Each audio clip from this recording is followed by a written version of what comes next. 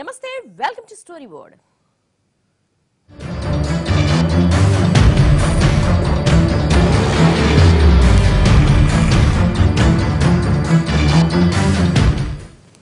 రాజకీయాలంటే అవకాశాల్ని అందిపుచ్చుకోవడమే కాదు, అవసరమైతే ప్రజలను కూడా బలి చేయడం అని నిరూపిస్తున్నాయి మన పాలక ప్రతిపక్షాలు. అప్పట్లో వాళ్ళ అధికారం కోసం ఏపీ మీద ఎక్కడలేని ప్రేమ చూపించారు. ఇప్పుడు పీఠమెక్కాక పట్టించుకోవడమే మానేశారు. నోటి మాటలు గాలి కొదిలేశారు సరే, కనీసం చట్టంలో ఉన్న అంశాలను కూడా పట్టించుకోవడం లేదు. పొలిటికల్ గా వాళ్ళు వీళ్ళయ్యారు, వీళ్ళు వాళ్ళయ్యారు. కానీ మొత్తంగా ఏపీ ప్రజలే వెర్రి వాళ్ళయ్యారు.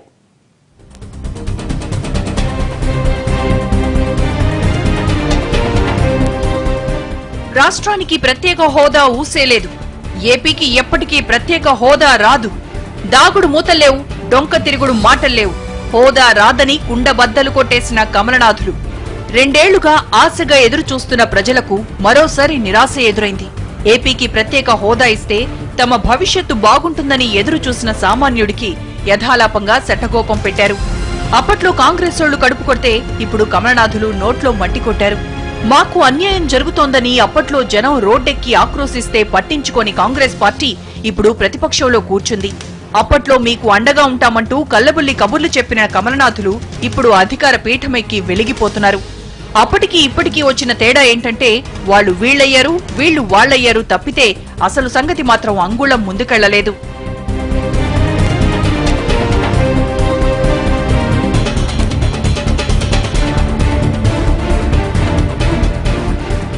అప్పట్లో కాంగ్రెస్ పాలకులు అడ్డగోలుగా రాష్ట్రాన్ని ముక్కలు చేస్తుంటే కమలనాథులొచ్చి అభయహస్తమిచ్చారు.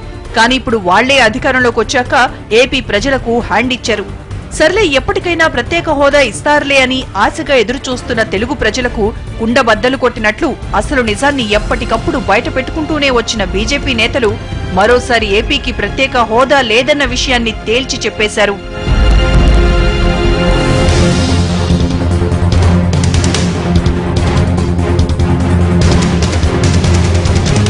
ఎక్కడి వరకు ఎందుకు, ఏపీకి 5 ఏళ్ల ప్రత్యేక హోదా ఇస్తున్నట్లు 2014 ఫిబ్రవరి 15న నాటి ప్రధాని మన్మోహన్ సింగ్ నిండు సభలో ప్రకటించారు. వాస్తవానికి ప్రధాని హోదాలో, అందున ప్రణాళిక సంఘం అధ్యక్షుడిగా ఆయన చేసిన ప్రకటనతో నైతికంగా ఏపీకి ప్రత్యేక హోదా వచ్చేసినట్లే. The Home Minister has already mentioned the specific steps our government will take to address the concern of all regions of the state, particularly of Simandra. I would like to make a few further announcements in this regard.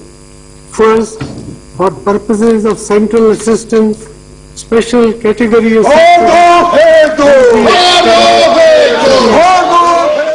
అప్పట్లో మన్మోహన్ సింగ్ ఈ ప్రకటన చేసేటప్పుడు BJP senior నేతలంతా అక్కడే ఉన్నారు. Party senior కేంద్ర మంత్రి వెంకయ్యనాయుడు సభకు అడ్డు తగిలి మరీ హోదా 5 ఏళ్లు కాదు 10 ఏళ్లు ఇవ్వాలంటూ గగ్గోలు పెట్టారు.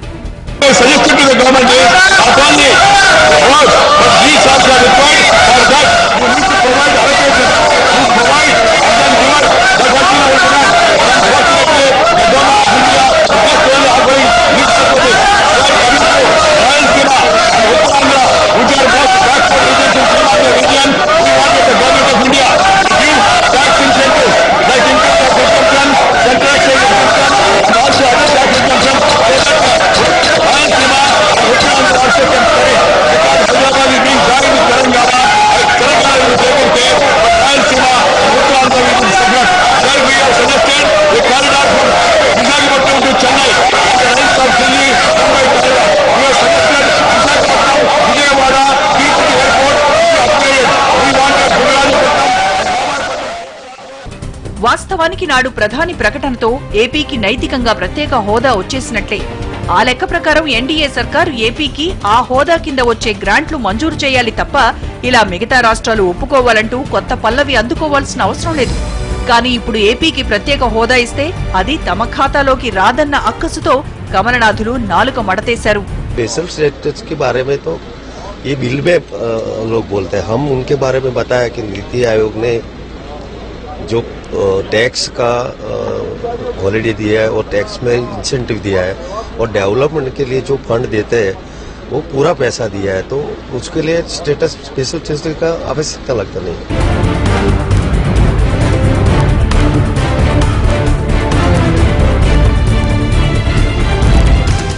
వెంకయ్య నాయుడే కాదు, నేటి ప్రధాని నరేంద్ర మోడీ కూడా ఎన్నికల ప్రచారంలో తిరుపతి వచ్చినప్పుడు ఏపీకి ప్రత్యేక హోదా ఇచ్చి ఆదుకుంటామంటూ బీరాలు పలికారు. ఆయన మాటలు విని జనం చప్పట్లు కూడా కొట్టారు. भाइयों बहनों, मैं आज इस गोविंदा की पवित्र धरती से पूरे सीमांध्र को प्रार्थना करना चाहता हूं। मैं पूरे सीमांध्र को प्रार्थना करना चाहता हूं, भाइयों बहनों, इसे सिर्फ सरकार बनाने का कार्यक्रम मत सोचिए, इसे सिर्फ मुख्यमंत्री बनाने की चुनाव मत सोचिए। ये चुनाव सीमांध्र को बनाने का चुनाव है। కేంద్రంలో బీజేపీ, రాష్ట్రంలో టీడీపీ ఉంటే ఇక తమ భవిష్యత్తుకు తిరిగే ఉండదని సంబరపడ్డారు. కానీ కేంద్రంలో బీజేపీ పీఠమెక్కాక కానీ అసలు సంగతి అర్థం కాలేదు. పార్టీ అధికారంలోకి వచ్చాక వెంకయ్యనాయుడితో సహా నేతలంతా నాలుకలు మడతేశారు. ఎప్పుడు ఏపీ ప్రత్యేక హోదా విషయంలో మాటేసినా వెంటనే మాట మార్చేయడమో లేక ఆవు వ్యాసం చెప్పినట్లు డొంక తిరుగుడుగా సమాధానం చెప్పడమో చేస్తూ వచ్చారు. ఆపై వెంకయ్యనాయుడు గారే కలగజేసుకుని ఏపీకి ప్రత్యేక హోదా రావాలంటే కనీసం 15 రాష్ట్రాలు అంగీకారం తెలపాలంటూ దాగున్న మెలికను బయటకు తీశారు. మొత్తంగా ఈ వ్యవహారం అంతా చూస్తే ఏపీకి ప్రత్యేక హోదా అన్నది మిథ్యే అన్న విషయం తేలిపోయింది. అప్పట్లో ఎన్నికల్లో ఓట్ల కోసం అన్ని పార్టీల నేతలు కల్లబొల్లి కబుర్లు చెప్పి జనాల్ని మోసం చేశారు తప్ప ఎవరూ ఈ విషయంలో ప్రజల కష్టాల్ని అర్థం చేసుకోలేదని, ఇక ఎప్పటికీ అర్థం చేసుకోరని, వాళ్లంతా రాజకీయాలు చేసినంతగా రాష్ట్రం గురించి పట్టించుకోరని, వాళ్ల రాజకీయ స్వార్థానికి 5 కోట్ల మంది ఏపీ ప్రజలు బలైపోయారన్నది తేలిపోయింది. కేంద్రంలో ఉన్న మంత్రులకు ఇవాళ ఏకంగా పార్లమెంటులోనే ఇది ఇవ్వాల్సిన అవసరం లేదు అని చెప్పి ధైర్యంగా చెప్పే పరిస్థితి ఇవాళ వస్తా ఉంది. ఇది భావ్యమేనని అడుగుతా ఉన్నా. ప్రత్యేక హోదా ఇవ్వని పక్షంలో ఏదైతే హామీలు మీరు ఏదైతే ఇచ్చారో, రైల్వే జోన్ కానీ పోలవరం కానీ మిగిలినవి ఏదైతే హామీల మీద ఇచ్చారో అవి జరగని పరిస్థితి కనిపిస్తా ఉన్నప్పుడు ఆ రోజు ఎన్నికలప్పుడేమో ఎన్నికల కోసం వెళ్తూ ఈ మాదిరిగా హామీలు ఇచ్చారు. 5 ఏళ్లు కాదు 10 ఏళ్లు ఇస్తామని కూడా ఊదరగొట్టారు. అంటే ఇప్పట్లోనే కాదు, మరో 3 ఏళ్లు ఇలాగే ఎదురు చూసినా మనకి హోదా రాదన్న సంగతి తేలిపోయింది. కేంద్ర పాలకులకు రాజకీయ ప్రయోజనాలే కావాలి తప్ప ప్రజల అగచాట్లు కష్టాలు అక్కర్లేదు. అప్పుడు చేయాల్సిన స్థానంలో ఉండి కాంగ్రెస్ పాలకులు చేయలేదు. ఇప్పుడు చేయాల్సిన అవసరం ఉన్నా కమలనాథులు పట్టించుకోవడం లేదు. మొత్తంగా అందరి రాజకీయాలకు 5 కోట్ల మంది ఆంధ్రుల భవిష్యత్తే బలైపోతూ వస్తోంది. ఇప్పటికే 2 ఏళ్లు గడిచిపోయింది, ఇంకా 3 ఏళ్లు మాత్రమే ఉంది. నిజంగా హోదా ఇవ్వాలనుకుంటే అప్పుడే ఇచ్చుండేవారు. కానీ ఇవ్వడానికి మాత్రం నానుస్తూ వస్తున్నారంటే వచ్చే 3 ఏళ్లు కూడా ఇవ్వరనే దాని అర్థం. కానీ 2019 ఎన్నికల్లో మాత్రం బీజేపీతో సహా అన్ని పార్టీలు హోదా అంశాన్నే అజెండాగా చేసుకుంటాయనడంలో మాత్రం సందేహం లేదు. అంటే హోదా అన్న అంశాన్ని రాజకీయం చేస్తారు తప్ప ప్రజల కోసం హోదాను అమలు చేయడానికి మాత్రం ఎవరికీ చేతులు రావని స్పష్టంగా తేలిపోయింది. స్వార్థ రాజకీయ ప్రయోజనాలు తప్ప మీ రాజకీయ ప్రయోజనాలు దృష్టిలో పెట్టుకుని హోదా ఇవ్వలేదు, ఇవ్వరు సరే. కనీసం విభజన చట్టంలో పేర్కొన్న అంశాలను కూడా అమలు చేయరా? అర్ధాకలితో అల్లాడుతున్న ఆంధ్ర ప్రజల ఆక్రోశాన్ని కూడా పట్టించుకోరా? ఏం అన్యాయం చేశారని ఏపీ ప్రజల్ని ఇలా నట్టేట ముంచుతున్నారు? మీకు ఏపీ ప్రజల ఓట్లు కావాలి, కానీ వాడి పాటలు మాత్రం అవసరం లేదు. అటు కాంగ్రెస్ నేతల వ్యూహాలు, కమలనాథుల తీరుతో, నోటి జోరుతో ప్రత్యేక హోదా అన్నది కల్లా అన్న విషయం అర్థమైపోయింది. పోనీ కనీసం బక్క చిక్కిన ఏపీకి విభజన చట్టంలో ఉన్న అంశాల్ని కూడా నెరవేర్చేందుకు సిద్ధపడటం లేదు. విభజన చట్టంలోనే ఏపీ రెవెన్యూ లోటు భర్తీ చేస్తామంటూ పెద్ద పెద్ద అక్షరాలతో రాసుకొచ్చినా ఆ విషయాన్ని కేంద్రం మాత్రం పట్టించుకోవడం లేదు. నిజానికి ఆంధ్రప్రదేశ్ రాజధాని కూడా లేని రాష్ట్రంగా తొలి అడుగు వేస్తున్నప్పుడే 16,000 కోట్ల రెవెన్యూ లోటుతో ఉంది. గడిచిన 2 ఏళ్లుగా ఆదాయం లేక ఖర్చులు పెరిగి ఆ లోటు భారం మరింతగా పెరిగింది. కానీ ఇప్పటివరకు కేంద్రం దీనిపై స్పందించింది మాత్రం శూన్యం. పోనీ స్పందించి అప్పట్లో గట్టిగా అడిగితే 16,000 కోట్ల రెవెన్యూ లోటుతో భారంగా అడుగులేస్తున్న ఏపీకి మొదటి ఏడాది బీజేపీ ఇచ్చిన ముష్టి ఎంతో తెలుసా? 850 కోట్లు. అంటే ఈ లెక్కన ఏపీ మీద కేంద్రానికి ఎంత జాలి ఉందో అర్థమవుతోంది.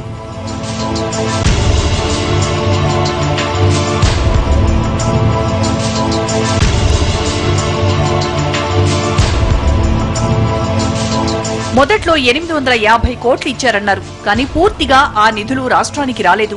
ఇక అప్పట్లో ఢిల్లీ అసెంబ్లీ ఎన్నికలు వచ్చాయి కాబట్టి అక్కడి తెలుగు వాళ్ల ఓట్ల కోసమే ఇది కూడా ప్రకటించారు. ఇక్కడ మరో విషయం ఏంటంటే అప్పట్లో ప్రకటించింది కూడా రెవెన్యూ లోటు కింద ఇచ్చింది కాదు, విభజన తర్వాత ఏపీకి రావాల్సిన పన్నుల వాటాలోంచి ఇచ్చిందే. అంటే మన డబ్బే మనకిచ్చి దానికి సాయం అనే కలరింగ్ ఇచ్చారు కమలనాథులు. అంటే ఇప్పటి వరకు రెవెన్యూ లోటు కింద ₹1 కూడా కేంద్రం విదల్చలేదన్నమాట. అంటే కేంద్రానికి 5 కోట్ల మంది ఏపీ ప్రజల ఓట్లు కావాలి కానీ వాళ్ల పాట్లు అగచాట్లు అక్కర్లేదన్నది అర్థమైపోయింది. ఈ విషయం తెలిసినా తెలుగు తమ్ముళ్లు మాత్రం హోదా వస్తుందని, రెవెన్యూ లోటు తీరుతుందని కలలు కంటున్నారు. బడ్జెట్ లోటు పూడ్చలేదు సరికదా, ఏపీ ఏదో గోల్డెన్ స్పూన్ తో పుట్టినట్లు భావిస్తున్నారు తప్ప రాజధాని కూడా లేని రాష్ట్రమన్న కనికరం చూపించడం లేదు. కనీసం ప్రత్యేక ప్యాకేజీ కింద నిధులైనా ఇచ్చారా అంటే ఆ ఊసు కూడా ఎత్తడం లేదు. హోదా కోసం 15 రాష్ట్రాలు ఒప్పుకోవాలని చెప్పి తప్పించుకున్నారు సరే, మరి నిధులివ్వడానికి కానీ ప్రత్యేక ప్యాకేజీ ప్రకటించడానికి ఏ రాష్ట్రం అనుమతి అవసరం లేదు. అయినా సరే కేంద్రం మాత్రం ప్యాకేజీ విషయంలో ఎప్పటికప్పుడు కొత్త లెక్కలు చెప్తూ మీనమేషాలు లెక్కిస్తూనే ఉంది. నిజానికి ఏపీకి కేంద్రం సాయం తక్షణ అవసరం. విభజన తర్వాత తొలి అడుగే లోటు బడ్జెట్ తో వేసుకున్న ఏపీ ఇప్పటికీ ఆ ఆర్థిక భారాల్ని మోస్తూనే ఉంది. కానీ కేంద్రానికి మాత్రం ఆ కన్నీటి జడి రవ్వంతైనా తగులుతున్నట్లు లేదు.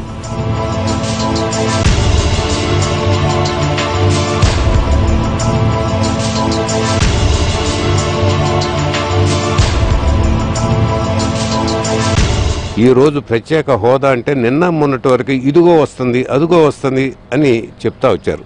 మంత్రులు కూడా చెప్పారు, బీజేపీ నాయకులు వెంకయ్యనాయుడు గారు లాంటి వాళ్ళు చెప్పారు, ఆమె నిర్మలా సీతారామన్ చెప్పింది.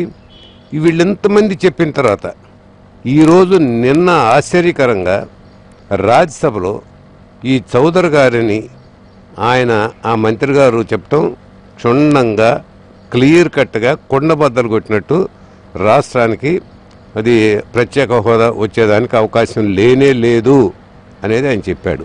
ఇక విభజన చట్టంలో ఉన్న అతిపెద్ద అంశం పోలవరం.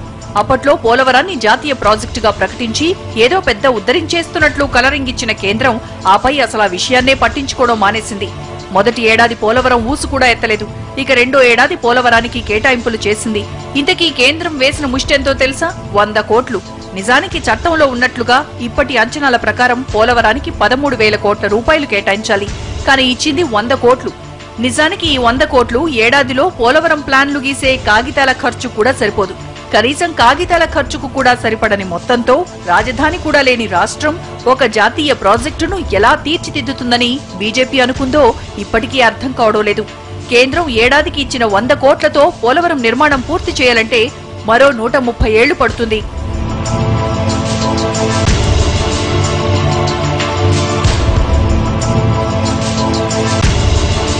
వీటన్నింటికీ తోడు ఇప్పుడు రాజధాని నిర్మాణం అనే బృహత్తర బాధ్యత ఏపీకే తక్షణ అవసరం. ఇప్పుడు ప్రణాళికల ప్రకారం రాజధాని నిర్మాణానికే లక్షల కోట్లు అవసరమవుతుంది. కానీ కేంద్రం మాత్రం ఎప్పుడు చూసినా నామమాత్రపు కేటాయింపులతోనే చేతులు దులిపేసుకుంటుంది. పీఠమెక్కిన దగ్గర నుంచి సవతి ప్రేమ చూపిస్తున్న కేంద్రం ఎన్నికలు వస్తుంటే మాత్రం ఎక్కడా లేని అభిమానాలు ఒలకబోస్తుంది. ఇప్పటికీ రాజధాని నిర్మాణం కోసం రూపాయి కూడా విదల్చలేదు కేంద్రం. నిజానికి రాజధాని నిర్మించాలంటే కనీసం 5 లక్షల కోట్లు కావాలన్నది ఆర్థిక నిపుణుల అంచనా. ఇప్పుడు చూస్తుంటే ఏపీకి రూపాయి ఆదాయం రావడం లేదు.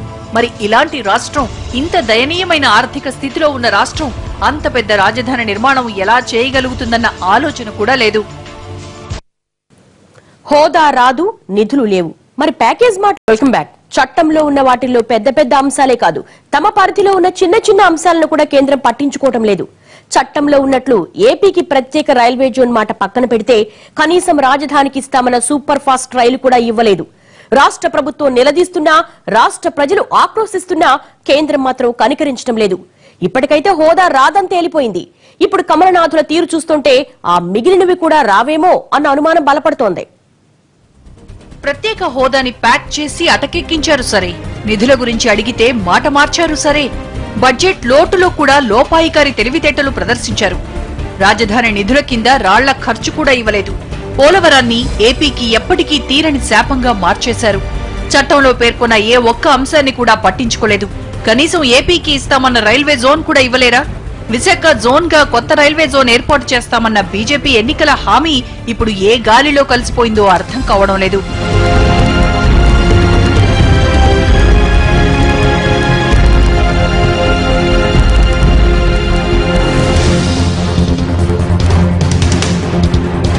రైల్వే జోన్ సంగతి కాసేపు పక్కన పెట్టండి.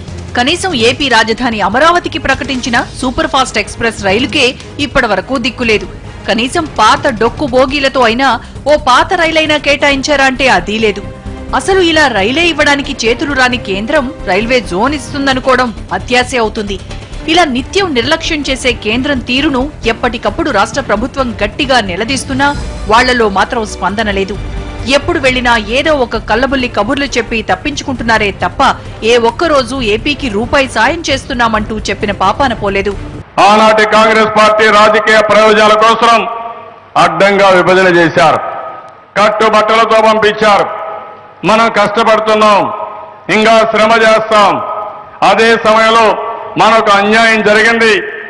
ఈ అన్యాయాన్ని సరిచేసే వరకు కేంద్రం మనకు చేయూతనివ్వాల్సిన అవసరం ఉంది. ఆ విషయమే పదే పదే నేను కోరుతున్నానని చెప్పి కూడా నేను మీకు తెలియజేసుకుంటున్నాను. కొంతమంది నాయకులు నన్ను విమర్శిస్తున్నారు. నన్ను విమర్శించే ముందు మీరు ఆలోచించుకోవాల్సిన అవసరం ఉంది. స్వార్థ ప్రయోజనాల కోసం మీరు పనిచేస్తున్నారు. నేను కేంద్రాన్ని మెప్పించి కూడా ఏదో ఒక విధంగా చేయాలని ప్రయత్నం చేస్తున్నాను. ఈ రాష్ట్రానికి న్యాయం చేయాలి. జరిగిన అన్యాయాన్ని సరిచేయాలంటే ఇటు రాష్ట్ర ప్రభుత్వం చేయడమే కాకుండా, కష్టపడమే కాకుండా కేంద్రం కూడా ఉదారంగా మనల్ని ఆదుకోవాల్సిన అవసరం ఉంది. నిన్న కేంద్ర మంత్రి గారు కూడా ఒక మాట చెప్పారు. పార్లమెంట్లో ఈ స్పెషల్ స్టేటస్ వచ్చినప్పుడు ఆంధ్రప్రదేశ్కి అన్ని విషయాలు చేస్తున్నాం, స్పెషల్ స్టేటస్ అవసరం లేదనే విధంగా వారు మాట్లాడారు. అది యథార్థం కాదు. నేను కేంద్రాన్ని అడిగేది, మనం పైకి వచ్చే వరకు చేయూతనివ్వాలి, అన్ని విధాలు ఆదుకోవాలి. బైఫర్కేషన్ యాక్ట్ లో పెట్టిన విషయాలే కాకుండా అదనంగా అన్ని రాష్ట్రాలతో సమానంగా వచ్చే వరకు చేయూతనిమ్మని ప్రతి ఒక్కసారి మనం కోరుతున్నాం. నిజానికి అప్పట్లోనే సభలో తలుపులేసి కెమెరాలకు కరెంట్ కట్ చేసి విభజనను పూర్తి చేశారు. తీరా అధికార పీఠాలు ఎక్కిన తర్వాత ఎవరి దారి వాళ్లు చూసుకుంటున్నారు. తమ ఈ తప్పిదాల్ని కవర్ చేసుకోవడానికి కమలనాథులు చెయ్యని ప్రయత్నం లేదు. ఏ సమావేశంలో చూసినా ఏపీకి అన్ని ఇన్స్టిట్యూట్లు ఇచ్చాం, ఇన్ని ఎడ్యుకేషన్ సెంటర్లు ఇచ్చాం అంటూ చెప్పుకొస్తున్నారు తప్ప అవసరమైన ఒక్కటీ ఇవ్వలేదు. వాళ్ళిచ్చిన విద్యా సంస్థలతో తక్షణ అభివృద్ధి సాధ్యం కాదు, వెంటనే ఆదాయమూ రాదు. ఇప్పుడిలా అర్థాకలితో అలమటిస్తున్న ఆంధ్రప్రదేశ్ ప్రజలకు కావాల్సింది ఇది కాదు. వారికి తక్షణం ఉపాధినిచ్చే పరిశ్రమలు కావాలి, రాష్ట్రానికి నిధులందించే ప్రాజెక్టులు కావాలి. అప్పుడే విభజన అనే చావు దెబ్బ నుంచి ఏపీ కోలుకోగలుగుతుంది. కానీ ఈ విషయం మాత్రం కేంద్రం రవ్వంత కూడా ఆలోచించడం లేదు.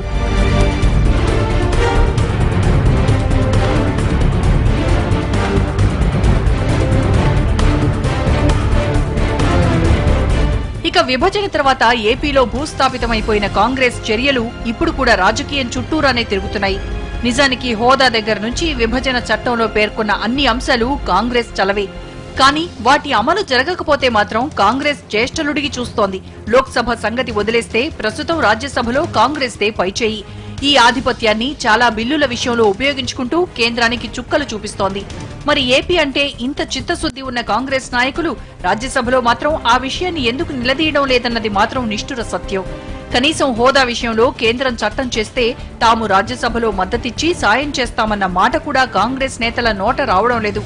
అక్కడ నిలదీయలేరు కానీ ఇక్కడికొచ్చి మైకుల ముందు రెచ్చిపోతారు. ఎవరేమన్నా ఏమనుకున్నా అటు కాంగ్రెస్ నేతలు ఇటు కమలనాథులు అంతా కలిసి ఏపీ ప్రజల గొంతు కోశారు. ఎవరి రాజకీయ స్వార్థానికి వాళ్లు ప్రజల మనోభావాలతో ఆటలాడుకున్నారు. 2019 ఎన్నికల్లో అంతా మరోసారి ఈ ప్రత్యేక హోదాను అడ్డం పెట్టుకుని ఓట్లు అడుక్కోవడానికి ప్రణాళికలు వేస్తున్నారు తప్ప ఆంధ్ర ప్రజలు పడుతున్న కష్టాల్ని మాత్రం ఎవరూ పట్టించుకోవడం లేదు.